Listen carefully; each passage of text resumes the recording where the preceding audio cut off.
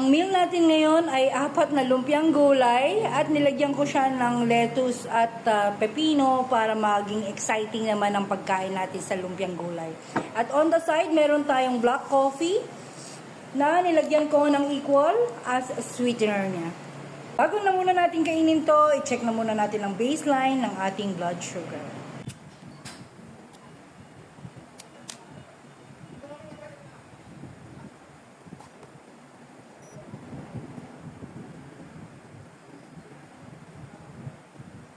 Baseline ng ating blood sugar as of 9:12 a.m. is 110.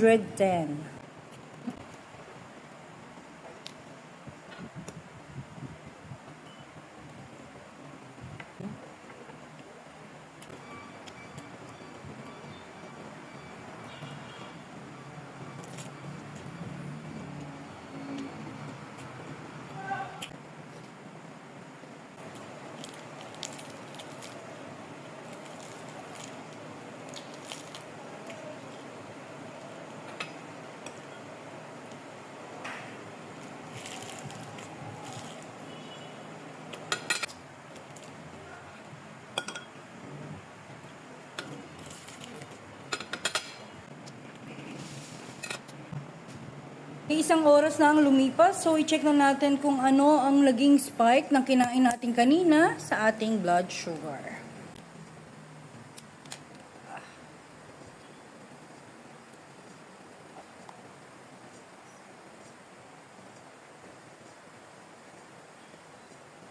Umalo ng 155 sa ika-first hour matapos natin kainin yung meal natin kanina. So by this time, need nating uminom na ng maintenance at babalik tayo sa ika-second hour para makita ang ating final blood test result.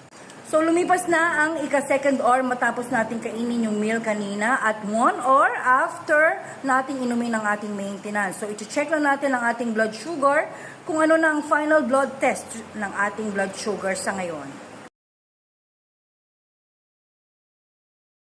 Ang baseline ng ating blood sugar around 9:12 a.m. ay 110.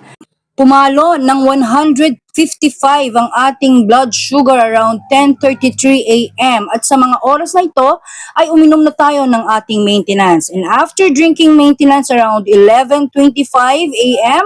ay bumaba naman siya ng 119. So binili ko lang kasi yun sa labas and then may kasama siyang timpladong suka. So, hindi ko alam kung sa